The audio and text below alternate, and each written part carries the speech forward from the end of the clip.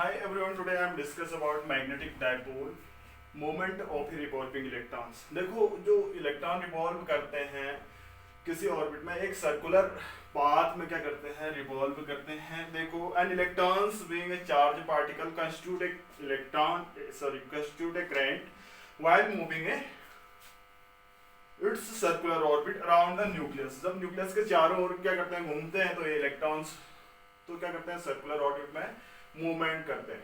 ठीक है, हमें क्या फाइंड करना है मैग्नेटिक डायपोल मोमेंट. तो अब सर्कुलर ऑर्बिट हमने पढ़ा था कल, सर्कुलर मोशन करता है कोई तो उसमें दो प्रकार की डायरेक्शन हो जाती है करंट की. पहले अपर फेज इसको कहते हैं अपर, इसको लोअर फेज में. पहले अपर फेज में एंटी क्लॉकवाइज डायरेक्शन क्या होती है करंट की, तो उसे हम कहते हैं नॉर्थ पोल्स, और दूसरे में साउथ.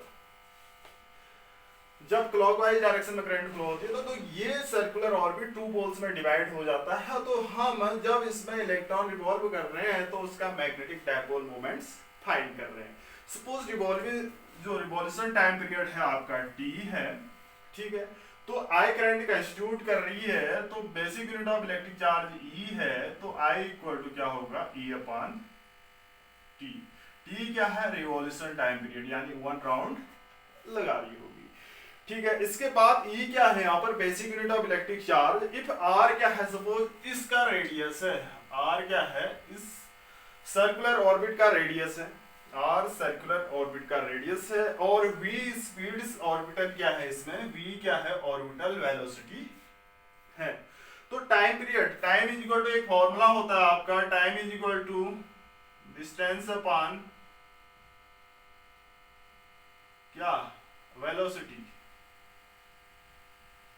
तो टाइम t है, t is equal to distance. देखो वो पूरी डिस्टेंस कितनी कवर करेगा, इसके सरकमफ्रेंस के इक्वल सरकमफ्रेंस कितना होगा इसका 2 pi r upon velocity v.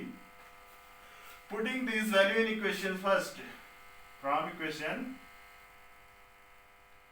First, तो i इज इक्वल टू क्या आएगा e upon I is equal to E upon T की value 2 pi R upon V is equal to EV upon 2 pi R. इतनी current क्या करेगी ये circular orbit में consist होगी.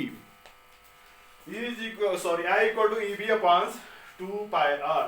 सपोज इसका मैग्नेटिक डायपोल मोमेंट्स क्या है आपका, मैग्नेटिक डायपोल मैग्नेटिक क्या moments of revolving electron, magnetic moment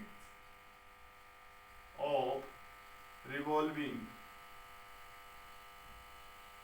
electron की बात करते हैं. m इज इक्वल टू हम कहां से फाइंड करते हैं I इंटू ए से, ये फॉर्मूला है. सपोज इसका रेडियस क्या है r है, तो a कितना होगा यहां से, a इक्वल टू इस सर्कुलर ऑर्बिट का रेडियस इस क्या एरिया क्या होता है pi r square. Putting this value in i और a की वैल्यू इसमें रखते हैं तो m is equal to ev upon 2 pi r into a pi r square. यहाँ से पाई कैंसिल, आउट से r कैंसिल, तो ये क्या आएगा ev r अपॉन 2. ये क्या था magnetic moments of revolving electrons इतना आएगा. सपोज इसकी डायरेक्शन की बात करते हैं, direction of magnetic dipole moments into plane of the paper क्या होगी, इसकी डायरेक्शन होगी मैग्नेटिक डायपोल मोमेंट्स. मैंने क्या किया इसको me से मल्टीप्लाई भी किया और me से डिवाइड भी कर देता हूं मैं, इसको me से मल्टीप्लाई भी और me से डिवाइड भी कर दिया. me क्या है, where me is equal to mass of the electron. तो मैंने इसको ऐसे लिखा क्या e अपॉन 2me यानी me v इंटू आर लिख सकते हैं हम ऐसा, m e v into r लिख सकते हैं, यानी m इज इक्वल टू आपका क्या है e upon 2me, where me क्या है मास ऑफ द इलेक्ट्रॉन्स, ये m e into v into r. हमने ये पढ़ा था क्या एंगुलर मोमेंटम, एंगुलर मोमेंटम होता है क्या mv इंटू आर होता है, angular momentum is equal to linear momentum into distance. तो यहाँ पर इसको हम L से डिनोट करते हैं. ये क्या है आपका एंगुलर मोमेंटम कहलाता है आपका E, हमने क्लास लेंथ में पढ़ा है m e upon 2me into L. L क्या है, where L is equal to क्या है एंगुलर मोमेंटम है, angular momentum, L is equal to MVR पढ़ा था हमने, ये क्या है, L क्या है, एंगुलर मोमेंटम है। ठीक है, तो प्लेन ऑफ द पेपर की बात करते हैं तो M क्या होगा, ये होगा आपका माइनस साइन इंडिकेट होगा -EL अपॉन 2ME, या हम मैग्नीट्यूड में लिखते हैं, ये भी करेक्ट है हमारा और ये भी करेक्ट है। अगर डायरेक्शन नहीं लिखते हैं तो EL अपॉन 2ME क्या होगी इसका मैग्नेटिक डायपोल मोमेंट्स की बात आ रही है। और देखो इससे आगे जाते हैं हम, M अपॉन L जो होता है आपका, यहां से हम एक कंक्लूजन और निकालते हैं, M upon L is equal to E upon 2ME। E क्या है इसके बेस पर, M upon L is equal to E upon 2ME is a constant है आपका, is called gyromagnetic ratio, is called gyromagnetic ratio, gyromagnetic ratio कहलाता है। M upon L is equal to क्या है आपका E.2M, ये कांस्टेंट, इसे गैरोमैग्नेटिक रेशियो कहते हैं। इसकी वैल्यू होती है 8.8 इंटू, इस गैरोमैग्नेटिक रेशियो की value 8.8 into 10 to the power 10 coulomb per kg, 10 to the power 10 coulomb per kg for an electrons. इस गैरोमैग्नेटिक रेशियो कांस्टेंट होती है जिसकी वैल्यू क्या होती है 8.8 into 10 to the power 10 coulomb per kg, ये इलेक्ट्रॉन के लिए होती है। तो हमारा एक रिलेशन तो ये बने हैं। अब देखो हमने पढ़ा था बोहर्स एटॉमिक मॉडल पढ़ा था, बोहर्स हाइपोथेसिस पढ़ा था। उन्होंने क्या कहा था आपका, जो एंगुलर मोमेंटम होता है इसका राउंड करता है, एंगुलर मोमेंटम होता है वो इंटीग्रल मल्टी जो n है इंटीजर होता है, इंटीग्रल जो ऑर्बिट है n क्या है आपकी नंबर ऑफ नेचुरल नंबर है यानी और नंबर ऑफ ऑर्बिट है, वो क्या होता है इंटीग्रल मल्टीपल्स, जो n है h/2π जो होता है इंटीग्रल मल्टीपल ऑफ इंटीजर होता है, पॉजिटिव इंटीजर। ये जो एंगुलर मोमेंटम होता है, देखो आगे भी पढ़ेंगे, ये क्या होता है बोहर्स हाइपोथेसिस के जो जो इंटीग्रल मल्टीपल होता है h/2π का मल्टीपल होता है, इसे हमने कहा था, उन्होंने कहा था एंगुलर मोमेंटम। ठीक है, तो हम यहाँ पर रख सकते हैं कहाँ पर, putting this value in equations, इसमें इस इक्वेशन में रखते हैं, ये इक्वेशन x दे देते हैं, तो m इज इक्वल टू क्या रखते हैं, l की जगह हम क्या रख सकते हैं nh/2π, तो ये क्या हो जाएगा आपका E/2ME, l की जगह ये क्या होता है, L जो होता है एंगुलर मोमेंटम h/2π का इंटीग्रल मल्टीपल होता है, कहता है बोहर्स हाइपोथेसिस। तो यहाँ पर हम क्या करेंगे nh/2π लिख सकते हैं, nh/2π, या हम इसको क्या लिख सकते हैं E/4π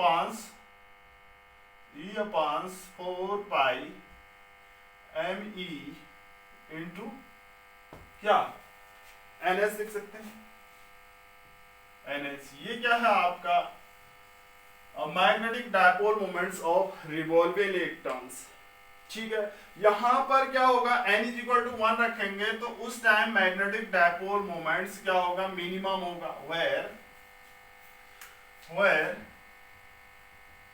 n is equal to 1, then magnetic dipole moment minimum होगा, m minimum is equal to क्या होगा आपका E/4π ME इंटू h। यहाँ पर h क्या है, प्लांक कांस्टेंट है, n क्या है, natural number, n is equal to क्या है 1 2 3 4, और h क्या है, प्लांक कांस्टेंट,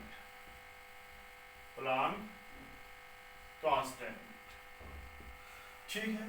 ये तो क्या होगा मिनिमम होगा, तो ये क्या है कि इट इज बोहर्स मैग्नेट्रॉन कहलाता है, इसको हम क्या कहते हैं Bohr's magnetron, which is defined as the magnetic moments of the revolving electrons, जिसे हम क्या कहते हैं, which is defined as the magnetic moments of the revolving electrons in its first orbit, जो मिनिमम होता है its value कितनी होती है आपकी, it's value 9 points.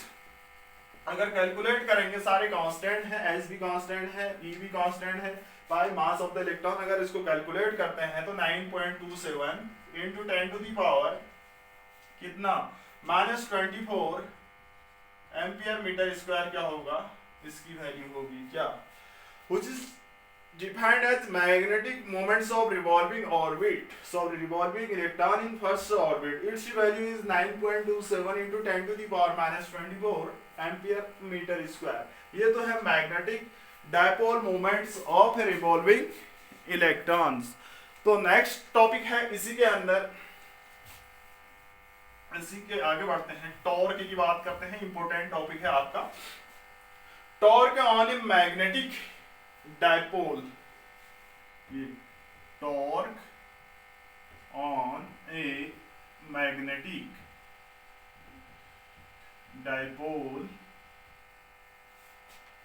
In a uniform magnetic field, in a uniform magnetic field. Torque on a magnetic dipoles in a uniform magnetic field. देखो हम find कर चुके हैं, अगर हम कोई बार मैग्नेट को प्लेस करते हैं यूनिफॉर्म मैग्नेटिक फील्ड में, टॉर्क एक्ट्स होता है on the magnet. Also magnetic potential energy associated with the magnet due to its orientation के कारण उसमें पोटेंशियल एनर्जी भी एसोसिएट होती है। ठीक है, हम डायग्राम बनाते हैं। कोई यूनिफॉर्म मैग्नेटिक फील्ड है, ये आपका नॉर्थ पोल है और ये क्या है आपका साउथ पोल है।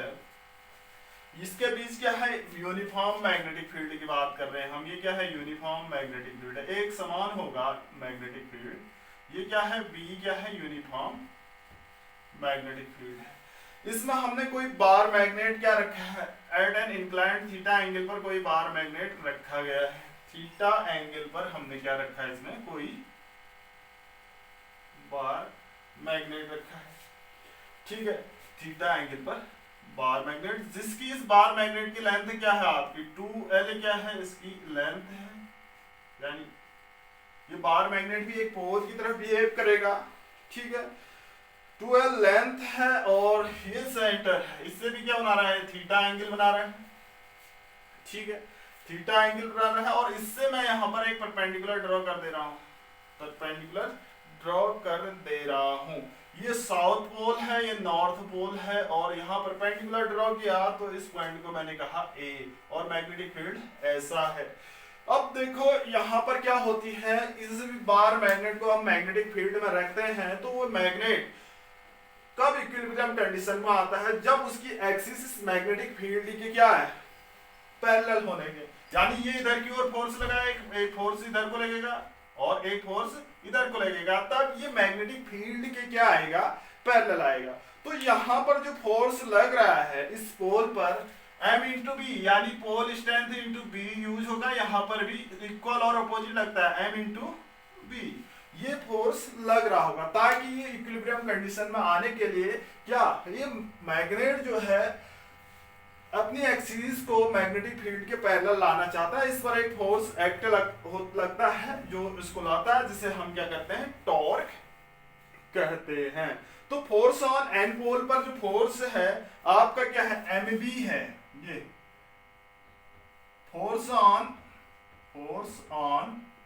पोल n is equal to m into b. ये किसके अलॉन्ग है, b के अलॉन्ग है। इसको लिख सकते हैं अलॉन्ग b, लिख सकते हैं बी के अलॉन्ग है। दूसरा फोर्स है एस पोल पर, force on s pole, force on pole s. तो ये क्या, ये भी कितना होगा, एम बी होगा, लेकिन ये क्या होगा, अपोजिट टू बी। बी उधर को है, ये क्या होगा, अपोजिट टू बी, बी के अपोजिट है। ठीक है, तो यहां पर एम क्या है, strength of the each pole है, बी क्या है, मैग्नेटिक फील्ड है, strength of the magnetic field. तो these equal and unlike forces from a couple which tends, equal है लेकिन unlike है। unlike means एक दूसरे से opposite direction में है, which tend to rotate। ये क्या, मैग्नेटिक क्लॉकवाइज। ये क्या करता है, मैग्नेट को क्लॉक क्लॉकवाइज रोटेट करता है as the align its along b, जब तक ये क्या नहीं होता है, बी के अलोंग नहीं होता है, या बी के अलाइन नहीं होता है, या बी के पैरेलल नहीं होता है। तो torque acting on the bar magnet, तो टॉर्क एक्ट होता है बार मैग्नेट, तो टॉर्क इज इक्वल टू होता है आपका फोर्स इंटू क्या, परपेंडिकुलर डिस्टेंस, यानी परपेंडिकुलर डिस्टेंस की बात करते हैं। फोर्स कितना है, mb है परपेंडिकुलर डिस्टेंस, देखो एन क्या है आपकी परपेंडिकुलर डिस्टेंस है, एन ए क्या है परपेंडिकुलर डिस्टेंस है। ऐसे आता है ट्रायंगल में, ट्रायंगल सिंस ट्रायंगल्स ASN में sine theta is equal to NA upon क्या NS NA equal to NS sine theta, NS की वैल्यू क्या है 2L sine theta, 2L sine theta. तो यहां पर परपेंडिकुलर डिस्टेंस क्या है हमारी, इसको तो क्या मैंने कहा था mb into perpendicular distance NA कहा था, तो यहां पर torque equal to mb into NA की वैल्यू 2L साइन थीटा, ये क्या आया 2L साइन थीटा। तो मैं यहां पर b को बाहर लेके आता हूं, b into m into 2L into sine लिख सकते हैं। इसको हम क्या कहते हैं, इसको हम कहते हैं magnetic dipole moments, torque equal to ये क्या बन जाता है आपका, इसको हम m बोलते हैं, m b साइन थीटा। तो इतना टॉर्क एक्ट होगा, इसके बीच का एंगल थीटा है, तो टॉर्क इन वेक्टर फॉर्म में लिख सकते हैं, torque equal to m cross b, vector form में टॉर्क हम लिख सकते हैं m क्रॉस b। तो इतना क्या होगा, इसका टॉर्क होगा, इस कंडीशन में torque equal to m cross b। अब देखिए यहां पर the direction of torque is perpendicular to the plane containing, direction of torque is perpendicular to plane containing m and b given by right hand east rule से हम क्या कर सकते हैं, इसकी डायरेक्शन को हम फाइंड कर सकते हैं। when b is equal to, जब when b is equal to 1 Tesla और theta is equal to 90 degree, theta is equal to 90 degree, then torque is equal to किसके बराबर हो जाता है, m b की जगह 1 sin 90, तो ये टॉर्क m के इक्वल होता है, उस time torque magnetic dipole moment के इक्वल होता है। तो hence we may define as magnetic dipole moment as the torque acting on a dipole held perpendicular to uniform magnetic fields of unit length unit strength पर। कैसे define magnetic dipole moments as the torque acting on a dipole held perpendicular to a uniform magnetic field of unit strength, then torque will be equal to magnetic dipole moment। ये क्या होगा, तो magnetic dipole m is, तो यहां पर क्या होगा, unit of m is unit of t से डिवाइड की जाती है, तो यहां पर देयरफॉर ऐसा यूनिट ऑफ m जो मैग्नेटिक डायपोल है मोमेंट है m का, उसके ऐसा यूनिट होता है जूल पर टेस्ला। जूल पर टेस्ला क्या होती है, मैग्नेटिक डायपोल मोमेंट की यूनिट यहां से भी लिख सकते हैं, और इसकी यूनिट होती है न्यूटन मीटर, टॉर्क की यूनिट होती है न्यूटन मीटर। अब देखिए इसमें एक चीज और है, पोटेंशियल एनर्जी की बात करते हैं हम इसी में, torque equal to mb sin theta. देखो टॉर्क का मैक्सिमम होगा, इसमें कंडीशन भी शो कर सकते हैं, sin 90 होगा तो उस टाइम टॉर्क मैक्सिमम होगा। देखो इसी की बात करते हैं, थीटा है, थीटा इक्वल टू 90 डिग्री है, तो टॉर्क इक्वल टू mb होगा, torque equal theta equal to 0 है, तो टॉर्क इक्वल टू क्या हो जाएगा आपका 0।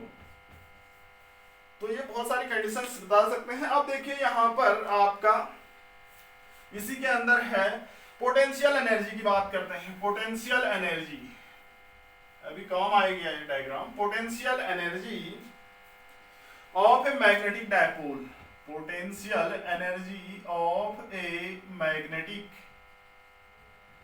Dipole, potential energy of a magnetic dipole in a uniform magnetic field. In a uniform magnetic field. Uniform magnetic field means आपका एक समान मैग्नेटिक फील्ड है. अगर हम मैग्नेटिक डायपोल्स माने magnetic dipole of moments suppose क्या है m है, इसका magnetic dipole moments m is held at an angle theta in held at an angle theta with direction of uniform magnetic field. ठीक है, रखा गया है b magnitude of torque acting on the dipole. कितना torque act हो रहा है हम प्रूव कर सके हैं mb sin थीटा. इतना टॉर्क क्या हो रहा है एक्ट हो रहा है जब हम कोई मैग्नेटिक डायपोल मोमेंट्स कोई ऐसा मैग्नेट जिसका मैग्नेटिक डायपोल मोमेंट m है उसे थीटा एंगल पर मैग्नेटिक फील्ड की डायरेक्शन पर रखा गया है तो उस पर टॉर्क कितना होगा torque equal to mb sin theta. तो this torque tends to align. ये टॉर्क क्या करता है इस मैग्नेट को अलाइन करने की कोशिश करता है in the direction of magnetic field की डायरेक्शन में या इसके पैरेलल क्या करता है अलाइन करने की कोशिश करता है. इस दौरान वर्क डन करना पड़ता है रोटेट करने के लिए. तो डायपोल किसके अगेन वर्क करता है magnetic dipole against the action of magnetic torque. तो इस मैग्नेटिक टॉर्क के अगेन वर्क करना पड़ता है क्योंकि इसको इसके अलोंग क्या करना है अलाइन करना है या इसके पैरेलल करना है. इस टॉर्क के अगेन वर्क डन करना पड़ेगा. ये वर्क डन स्टोर होता है in the form of potential energy. तो हमेशा जो वर्क डन स्टोर होगा in the form of potential energy. तो work done rotating the dipole through small angle यानी छोटे छोटे एंगल में क्या होता है रोटेट होता है. तो वर्क डन भी क्या करना होगा स्मॉल अमाउंट में होगा. तो work done is equal to होता है आपका work done is equal to force into यानी force moment of force into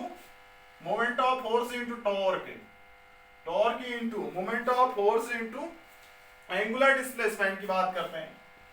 angular displacement यानी जिसे हम थीटा से यूज करते हैं. तो स्मॉल अमाउंट में डिस्प्लेस्ड हो रहा है डी थीटा एंगल पर. तो स्मॉल अमाउंट में क्या होगा आपका वर्क डन होगा टॉर्क यानी हम टाउ डी थीटा टॉर्क की वैल्यू रख सकते हैं mb sin theta d theta.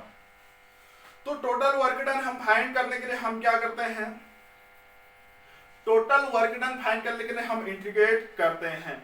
Suppose dipole from theta equal to theta not से थीटा इक्वल टू थीटा तक क्या कर रहा है मूवमेंट कर रहा है. सपोज ये theta equal to theta not से अभी कंडीशन बता रहा हूं theta equal to theta not से थीटा इक्वल टू थीटा तक क्या कर रहा है वेरी कर रहा है. टोटल वर्क डन करने के लिए हम इंटीग्रेट करेंगे तो w is equal to mb बाहर आएगा integration theta not to theta sine theta d theta. Integration sine theta d theta होता है आपका क्या माइनस कॉस थीटा. तो ये क्या हो जाएगा आपका mb माइनस कॉस थीटा ये हो जाएगा थीटा नॉट टू थीटा. ठीक है, तो w इज इक्वल टू क्या हो जाएगा आपका mb माइनस में बाहर ले रहा हूं minus mb cos theta minus cos theta not cos theta minus cos theta not. ठीक है, ये पोटेंशियल एनर्जी के रूप में क्या होगी स्टोर्ड होगी. तो इसको हम लिख सकते हैं u equal to minus mb cos theta minus cos theta not.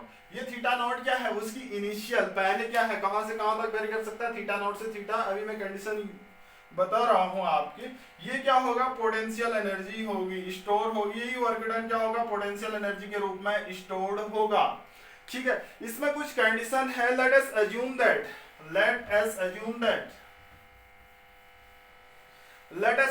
That theta equal to क्या theta not equal to 90 degree. Let us assume theta not equal to 90 degree and then cos 90 की value 0 होगी. Then u is equal to theta not के 90 रखेंगे तो ये 0 हो जाएगा. तो ये माइनस mb cos थीटा बन जाएगा. Assume that theta equal to theta not equal to जो पहले से आपका क्या है ये थीटा परपेंडिकुलर यानी मैग्नेटिक फील्ड के परपेंडिकुलर रखा गया है. तो उस टाइम क्या होगा, पोटेंशियल एनर्जी इतनी होगी minus M b cos theta. In vector notation, इसको हम वेक्टर नोटेशन में हम भी लिख सकते हैं, cos theta a dot b equal to a b cos theta होता है, ऐसे ही इसको हम क्या लिख सकते हैं, माइनस एम डॉट बी। दो वेक्टरों का डॉट प्रोडक्ट स्केलर होता है, यहीं पर बनता है आपका, ये तो है आपका वेक्टर नोटेशन। यहाँ पर थीटा इक्वल टू 90 डिग्री क्यों लिखा, क्योंकि आपका ऑलरेडी पहले क्या है, इस मैग्नेटिक फील्ड में क्या रखा है हमने, जो मैग्नेट है 90 डिग्री पर रखा गया है। अब देखिए इसमें कुछ केसेस आते हैं आपके, क्या केस आते हैं, पर्टिकुलर केस है, मैंने कहा u equal to minus M b cos theta आता है आपकी पोटेंशियल एनर्जी, ठीक है। अब देखो इसमें कुछ केसेस हैं, केस नंबर 1 को स्टडी करते हैं हम, when theta is equal to 90 degree, theta equal to 90 degree, theta equal to 90 degree, then u is equal to minus M b cos 90 is equal to 0, यानी उस टाइम क्या होगी आपकी थीटा। तो यहां पर क्या होगा, when dipole is perpendicular to the magnetic field, तो पोटेंशियल एनर्जी 0। अगर हम क्या रखते हैं, इस डायपोल को क्या करते हैं, मैग्नेटिक फील्ड के परपेंडिकुलर रखते हैं, तो उस टाइम इसकी पोटेंशियल एनर्जी क्या होगी, 0 होगी। दूसरी कंडीशन है आपकी theta is equal to 0 degree, या देन u इक्वल टू क्या होगा आपका माइनस एम बी होगा, cos 0 की वैल्यू क्या होती है, 1 होती है, ठीक है, minus M B, that is magnetic dipole aligned along.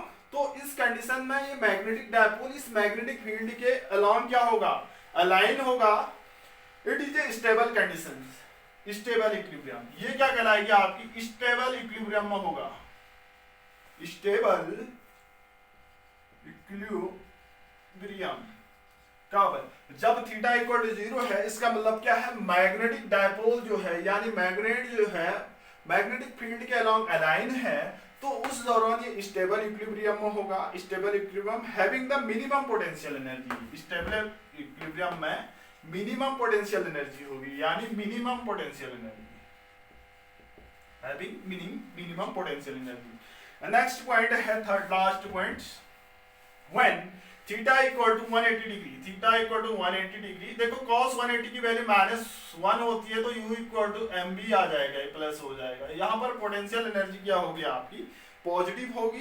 This position is called unstable equilibrium, unstable equilibrium. अगर मैग्नेटिक फील्ड के अपोजिट डायरेक्शन में हम क्या रखते हैं, मैग्नेटिक डायपोल मोमेंट्स या बार मैग्नेट रखते हैं कोई, तो उस टाइम वो क्या होगा, अनस्टेबल कंडीशन में होगा, उस दौरान उसकी पोटेंशियल एनर्जी क्या होगी, मैक्सिमम होगी, ये क्या कहलाएगा आपका अनस्टेबल कंडीशंस।